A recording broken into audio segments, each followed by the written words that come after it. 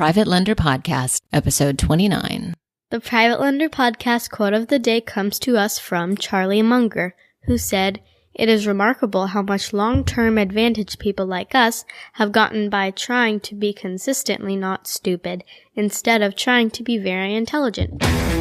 This is the Private Lender Podcast, the show that shares practical advice and know-how for new and seasoned lenders. From private mortgages on single-family houses to joint ventures on commercial projects and beyond. Discover details about investment vehicles that you won't find at your local bank or online broker. Listen and learn from private lenders and real estate investors, as well as from professionals and entrepreneurs, as they share the details, strategies, and the insight that allows for successful and prosperous lending. Now, get ready to increase your ROI. Here's your host, Keith Baker. Greetings, Lender Nation, and welcome to the Private Lender Podcast, the show dedicated to mitigating investment risks in the realm of private lending. My name is Keith Baker, and this is episode 29, and today I'll be speaking with Fabian Toledo, who shares his story of coming to the United States from Colombia, getting started in real estate investing, and the strategy that he used to land his first private lender. Not to mention, Fabian has started his own Real Estate Investment Association, or RIA, dedicated to teaching Spanish speakers about real estate investing. And if you are a fan of Gary Vaynerchuk, then you'll definitely want to stay tuned and listen. Fabian is a perfect example of what I like to say is hustle like an immigrant, strive like you just arrived, or work like you just got here. But before we get to the interview and the heart of the show, let's first thank our sponsor. The Private Lender Podcast is sponsored by 713 RIA invites you to come out and experience one of the fastest growing RIA groups in the greater Houston area. The goal of 713 RIA is to provide quality information to every level of investor. The organizers Landon Rothstein and Ray Sasser have found that no matter where you are in the investing process, those investors who effectively network are far more successful than those who don't. And 713 RIA is geared to help you both get the information you need and provide the networking that will propel your investing. For more information, please visit 713RIA.com. That's 713REIA.com. All right. I'd like to thank 713 RIA for their sponsorship of the Private Lender Podcast, and I encourage everyone who's listening to come out to the next meeting to learn a wealth of knowledge. And you can say hello to yours truly at the Private Lender Podcast vendor table. But I also want to make sure that you don't forget, on August 25th and 26th, I'll be at the Quest IRA Self-Directed IRA Expo, the first of its kind in Dallas, Texas. Go Cowboys. Don't forget to use promo code BakerExpo for a 25% discount off your tickets. So you can go to the show notes page for the link to get those tickets. This is going to be privatelenderpodcast.com/PLP-029. And remember, you can also go to privatelenderpodcast.com/events for more details on these and other upcoming events. So without further ado, let's go ahead and get straight to the interview with Fabian Toledo. Fabian Toledo is a full-time real estate investor, wholesaler, and flipper in Houston, Texas. Fabian was formerly a quality control inspector for FEMA, in addition to being a licensed realtor for more than a decade. He is currently a stockholder of eXp Realty and founder of LatinosInRealEstate.com, an organization that teaches real estate investing in Spanish. Fabian's favorite investments are subject to deals, and his favorite sources of funding are self-directed IRA funds and private capital. It's the same here. So, Fabian, welcome to the show, and thanks for being on the Private Lender Podcast. Hey, kid. Thank you so much for the invitation. I'm so excited about it. I'm love to have you on, and I'm going to bounce back and forth. First off, I know you're from Colombia, so let me go ahead and just wish you guys luck against Senegal in the World Cup. The game will have played long after this airs, but want to wish you guys luck. At least your country, your home country, is in the World Cup this year. So congratulations and best of luck there. Thank you, sir. I think we're going to do just fine. Good. So you are from Colombia, so let's go ahead and get the basic story out of the way. How did you come to the U.S., and then how did you get into real estate investing? Well, I went to Mexico one time, and I met this coyote. I'm just kidding. I came in. Careful, we're going to build a wall. Careful. Let's keep that out of the way. I came here legally. I came here like about 14 years ago, initially just to study which I did. I went to University of Houston downtown. Then I decided to make this beautiful country my home, and had many jobs, like cooking at Sonic, valet parking, Belmont, taxi driver, a few others that I don't want to mention. Just kidding. And then, and then I got interested in real estate. I was about, I don't know, like 18 years old when I bought my first house. But that house was my primary house. So I didn't know any better at that time, but luckily they were giving loans left and right, So I got a loan without much income or anything. So after I bought my house, I decided to take my real estate classes because I thought I didn't get a good deal. I thought maybe if I know a little more, then I will get a better deal next time. And I got my real estate license. I think I was still 18 or 19. I tried to be a real estate agent for a couple of years. I wasn't really successful at it since I was too young. Not many people wanted to buy a house with a 19, 20-year-old kid guy. So I decided to do it for myself at that point, and I bought my first investment house. I think I was 21, roughly, and it was like $11,000 house in Sunnyside. Beautiful neighborhood in Houston, at least for me, because cash is beautiful. So it took me like 2 years to fix it because the house was so much in disrepair. Like it was a turn down if I knew better at that point. But Okay. nonetheless, I did it in 2 years. I was doing it myself for the most part. The things that you don't need a license for on the weekends. So people were partying. I was fixing the house. So after a while, I realized that I was doing it the hard way, because I didn't get any education or I didn't know any friends who did real estate. So I decided to join the clubs, the real estate clubs like the Rich Club, and go to all the events and Quest events. And at that point, Rich Club was probably the only club really that I knew. So I don't know. You don't have any questions so far? No. This is good. I mean, I always tell people, the best way to learn any aspect of investing is to join your local RIA and start talking to people. And this is, through your story here, I love that you had enough hustle and gumption to go at it on your own. And then you realized, wait a minute, there's probably a smarter way to do this. Let me join the RIA and, learn. So I love this story so far. This is great. So don't take my silence as that I'm not interested. I'm over here giving you the thumbs up on this end of the phone. So thank you. Yeah, I just feel a little lonely in the please continue. But so to continue the conversation, so I joined the clubs. I was able to learn, more strategies to buy quicker and cheaper and not using my own money. And now we go, to the topic of private money.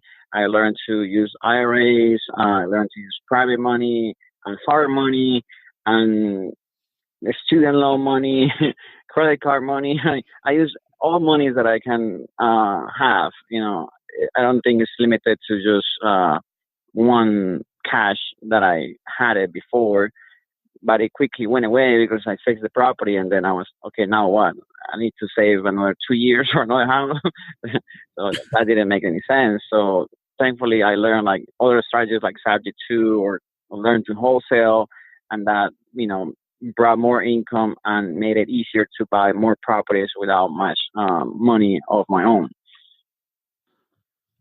So when I like the fact that you mentioned credit cards and student loans. That's as a source of cash for your investing. I think that's great. I did sort of the same thing, but I didn't buy property. But I took my first student loan and I spent 3 months in Europe backpacking around and bumming around, which was the greatest education I could have ever given myself. However, it took me about 9 years to pay that off.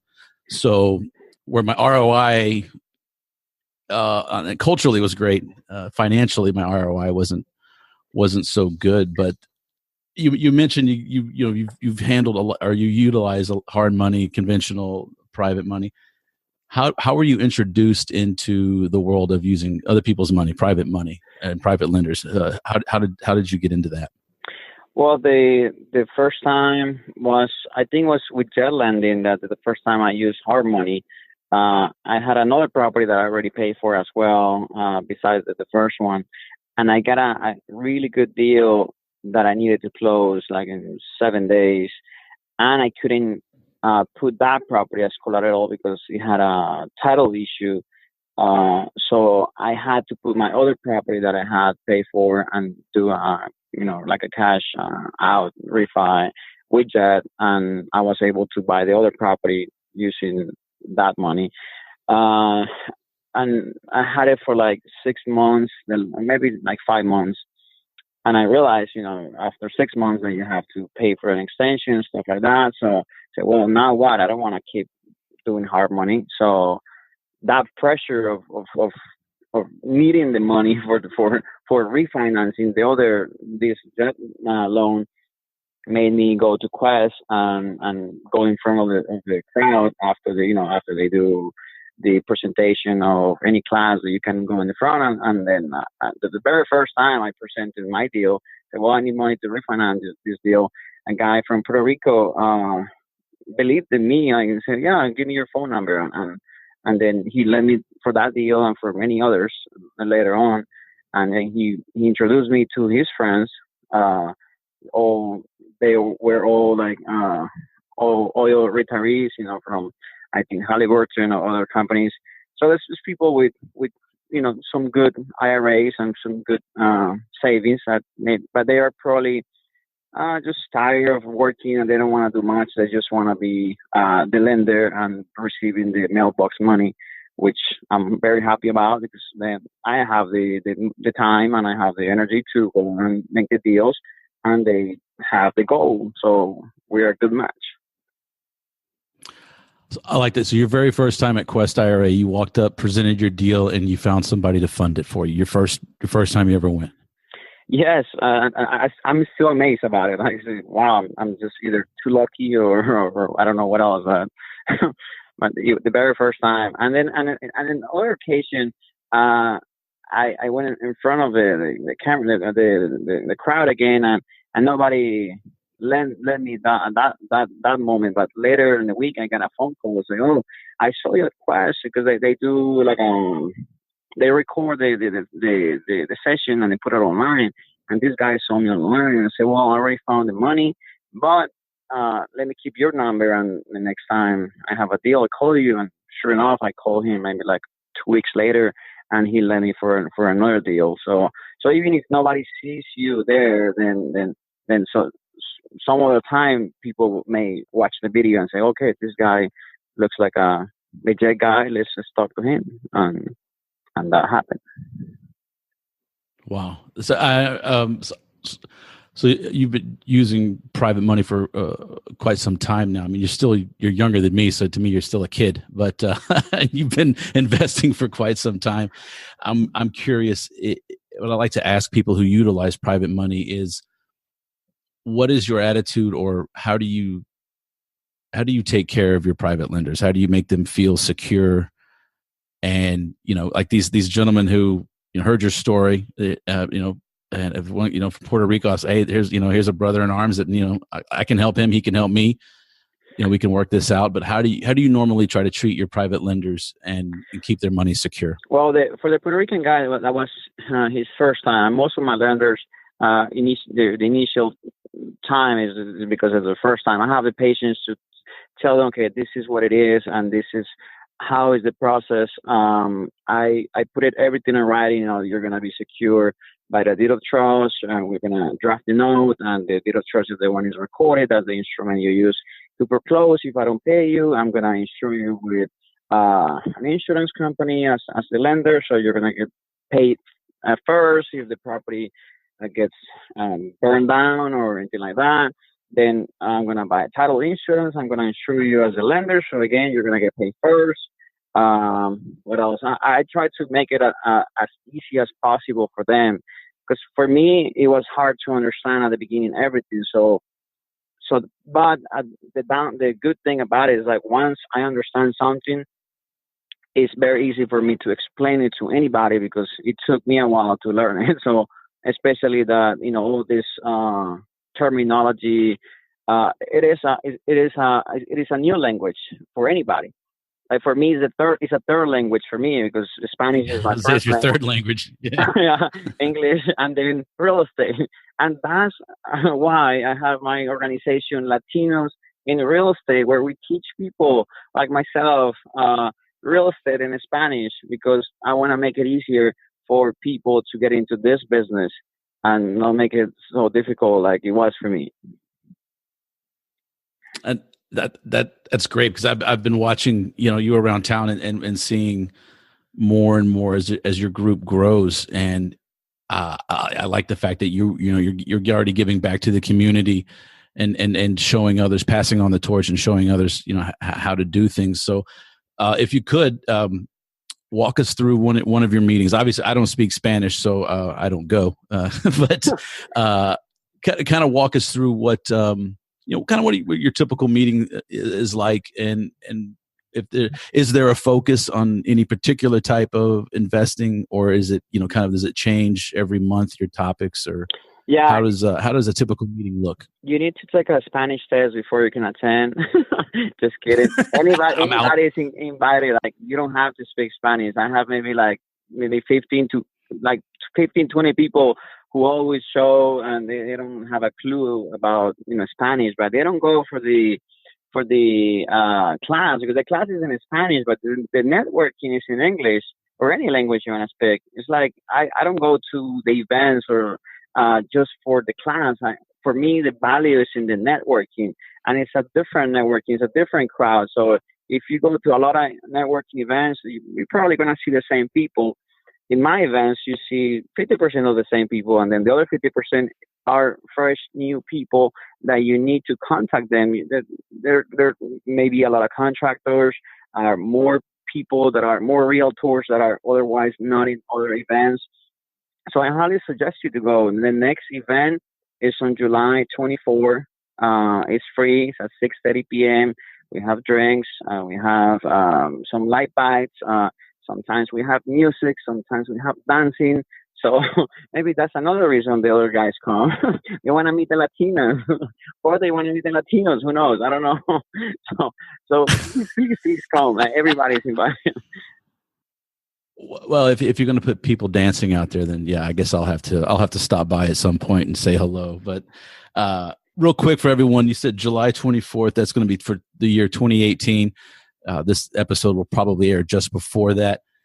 However, I do want everyone to know that just because that date is going to be gone, come and go, that this will be evergreen. So you can go to, was it LatinosInRealEstate.com? Correct, LatinosInRealEstate.com, and you'll find the latest event. Even if you don't plan to show up, just RSVP for it, and that way we can send you the reminders for the next meetings. This time is going to be a Talento Bilingüe de Houston, which is a local theater sponsored by the city, very close to downtown. It's in the east side of town, but it's like 2 minutes from downtown. Parking is free and it's very easy to park. It's a big place, so we won't have the issue of last time. It was a little crowded. Now we have a lot of space. So yeah. And you have free parking near downtown. That's quite an accomplishment. Yeah, it is not downtown, but it's really close to downtown. So it's close to yeah.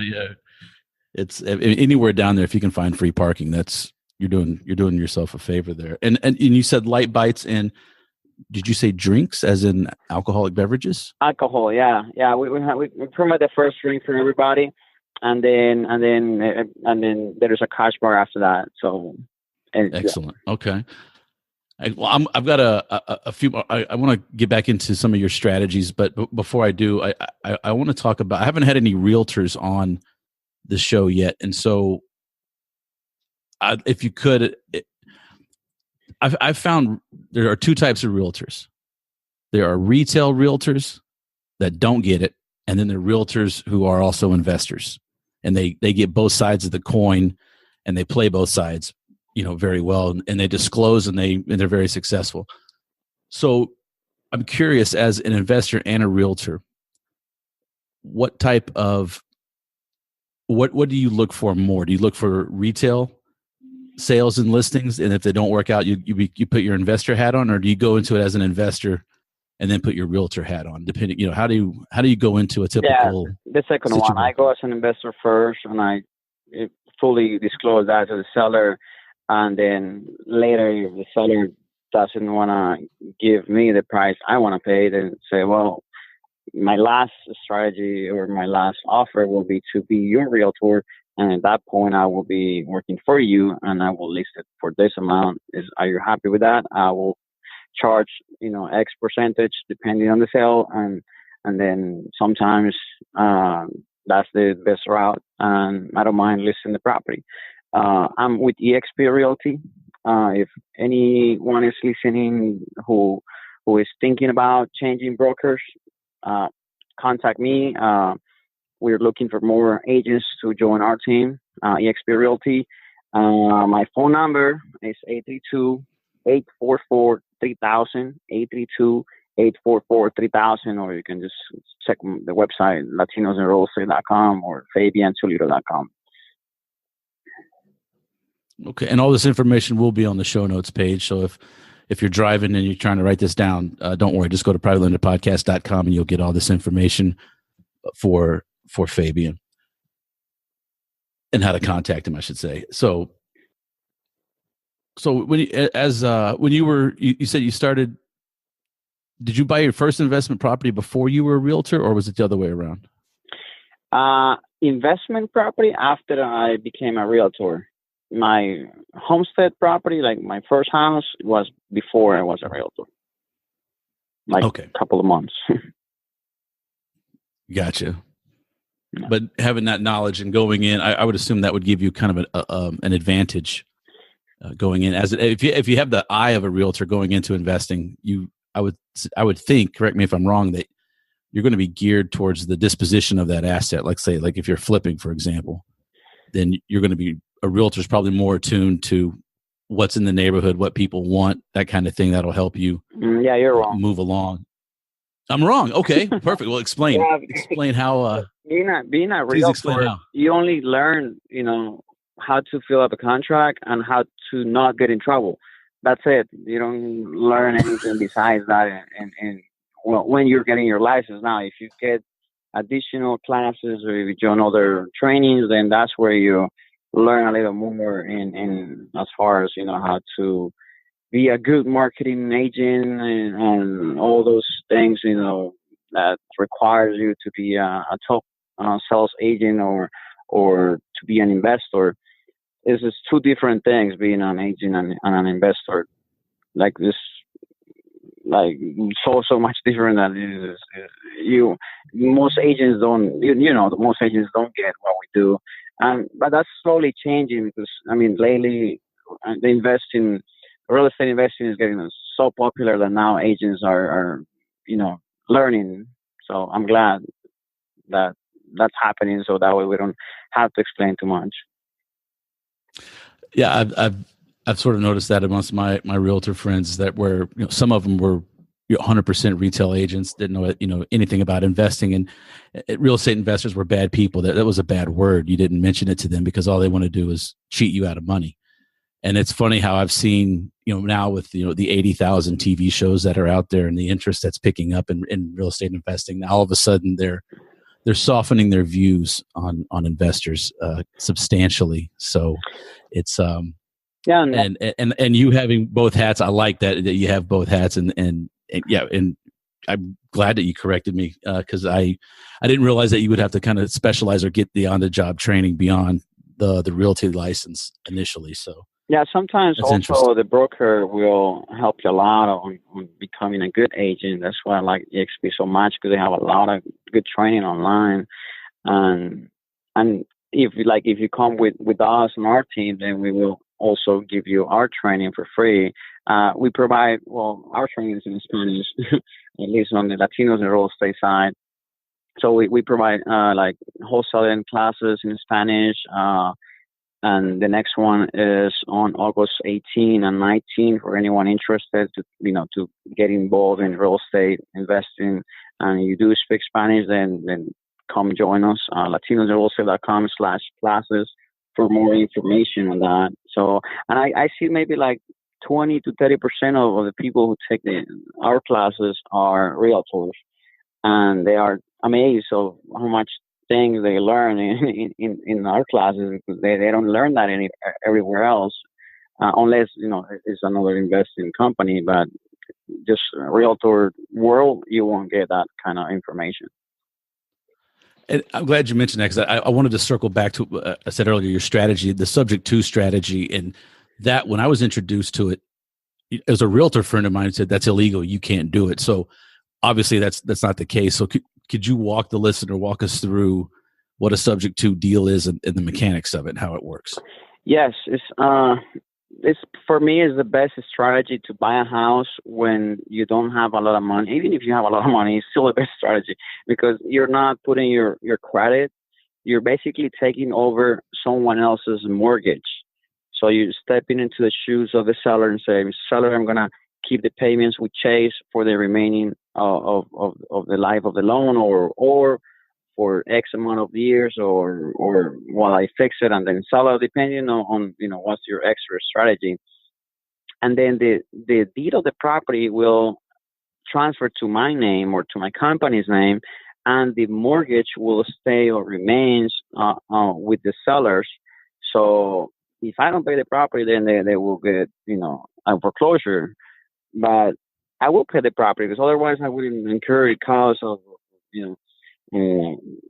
closing costs. Sometimes I have to pay some back payments. I give them a little money for them to move out, and so it's roughly like $5,000 to $10,000 that I spend buying a subject to.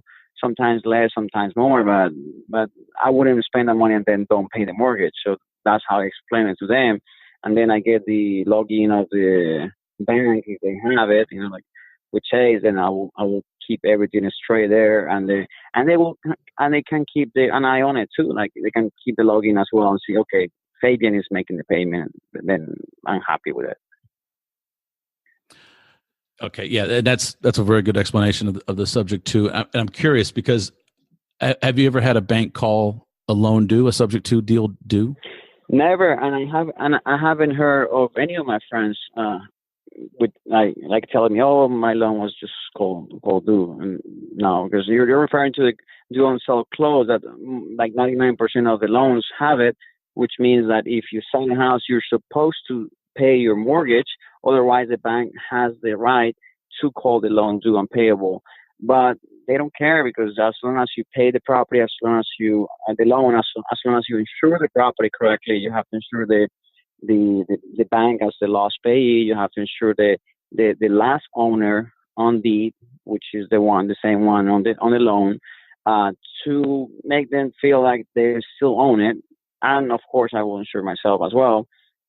So that's one of the most important pieces there, the insurance. As long as you have the insurance correctly and you pay your loan on time, and you disclose everything about the due on sale and the risk and that the property is going to remain on their credit, as long as you let them know that in 5 different ways, then you're covered for the most part.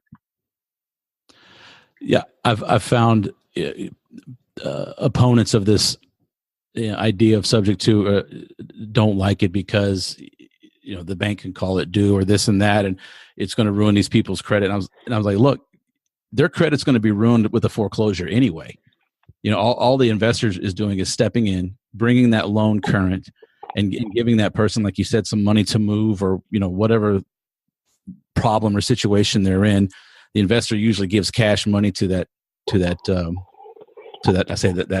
owner. Then, like you said, you step in the shoes. And the only time I've only heard, I've never talked to somebody who it's been called, the due on sale clause has been called, but I understand it was called because there was a mess up with the property insurance, and the bank felt like their collateral wasn't being protected, so they called the note due. And that's the only time I've ever heard of it. I hear it can be done, but like you said, disclose it 5 times to the seller, and make them fully aware. And, that's just good business. And that seller gets to keep their credit for a little while. The investor gets a property and somebody, and gets either a tenant, or they go on and sell it, or, they improve the house and move on. So I like the strategy as well.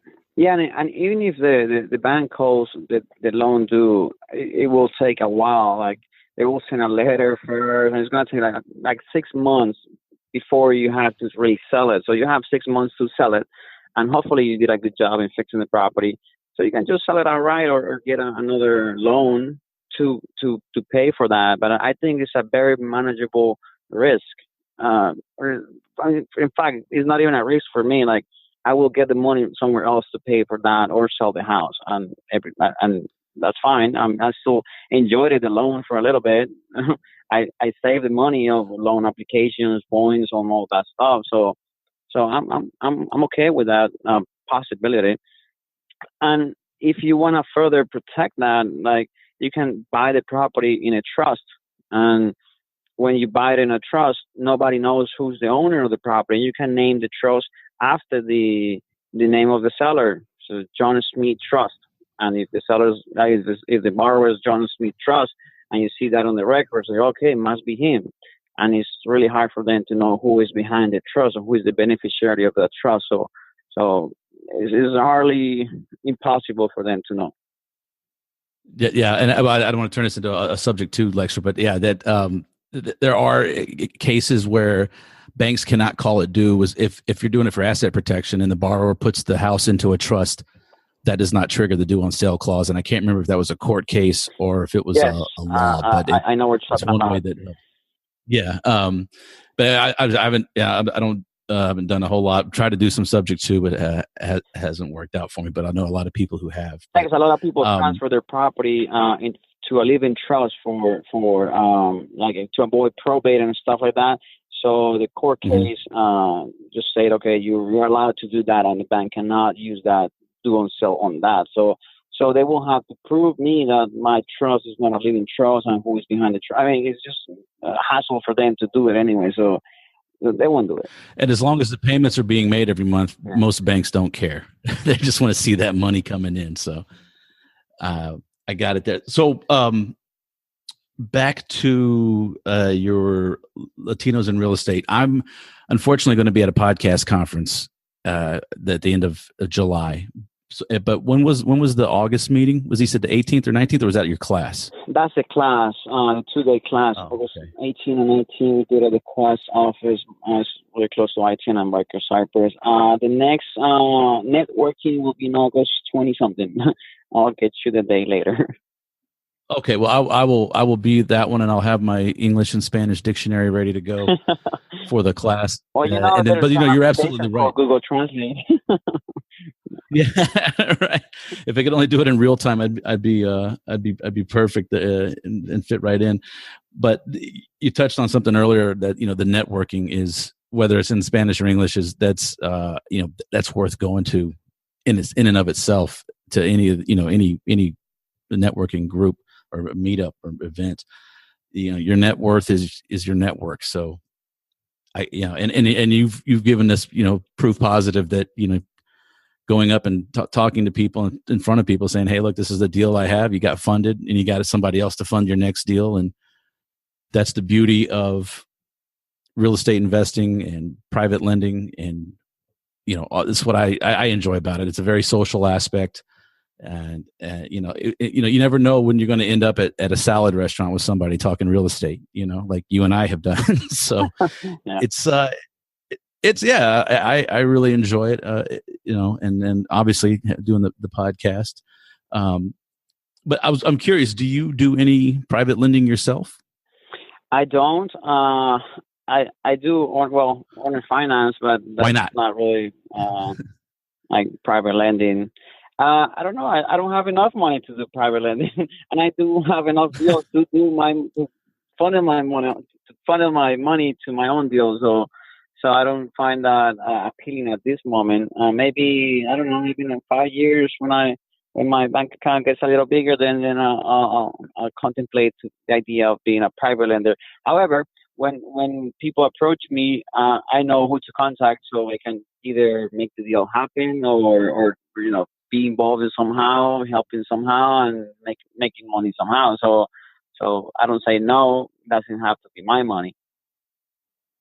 There you go. Hey, that's the beauty. Again, back to the network. Somebody has a need. You know somebody with a solution.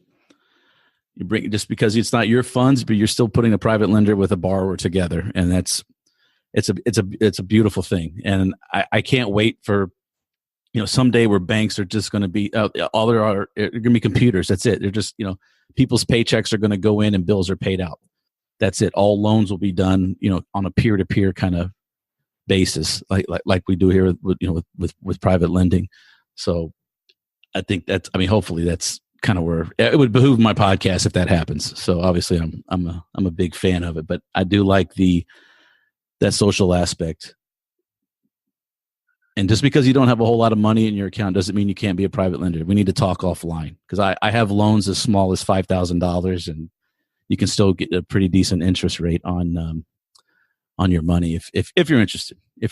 That's true. No, I am, because sometimes I don't want to do my own IRAs just to keep it a little separate from me. So I'm about to sell one of my properties that I own in my IRA.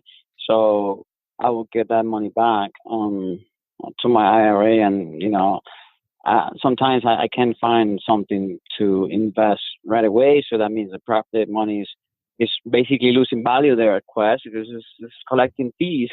So I see so many people a little like greedy. They say, okay, I need this much, and if I don't lend it at this much, then they stay a whole year with the money there collecting fees, not making any money. So sometimes it's better to lend in a lower rate and consistent, the whole year, and then you don't have to worry about it. And that's why I like owner finance deals to finance owner finance deals for other people. That's how I met my partner. He wanted to owner finance a house. He needed a little bit of money to buy it, and he financed it for 3 years. I took a smaller interest rate, which at first I was like, oh, I don't want to do that. I'm going to take 8-9%. But then I thought about it for a second. I was like, if I get 12% on a flip, but I have to wait 6 months, if I loan for 6 months and have to wait 6 months, then my 12% is now dropped down to 6%. And I don't have to work my money to get this 8 or 9% for 3 years. And it's a small amount of money. Why not? It's like you said, it's mailbox money at that point. And I had to work it up front. I had a couple of hours of work and due diligence up front to vet the deal, to underwrite the loan. After I decide to make the loan, it's pretty simple. Get the documents drafted with the lawyer. Make sure that the IRA, in this case, Quest, wires the money to the title agent for closing. And then once a month, I check to make sure that the payments have been made. And if they have, great. If not, well, then kick out a nice little letter to tell them, hey, don't forget your payment's due. And that's it. And if you get involved with good investors, it's not even that much work. So anyway, yeah. I highly recommend you get the private lending with your IRA. If you don't purchase another property inside of it. Yes, I'm definitely interested. I think it can grow maybe even faster, because you can maybe do maybe I can do owner finance and then sell the note later, right? So, and then rinse and repeat. I'm glad you brought that up. There's two things. You can purchase the properties or owner finance them with your own IRA and then sell the note to somebody else, a note buyer, or you can even sell part of the note. You don't have to sell the whole thing, but say maybe 20 or 50 payments out of it.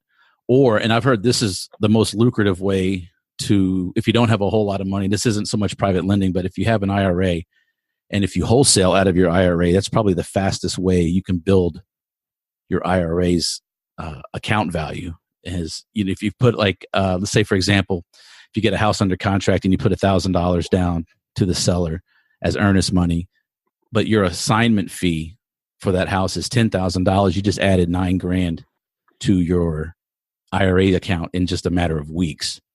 If you do that a couple of times a month, then next thing you know, you're going to be upset because you're not 59 and a half and you can't retire yet, and you got all this money sitting in the retirement accounts. Unless you have an inherited IRA.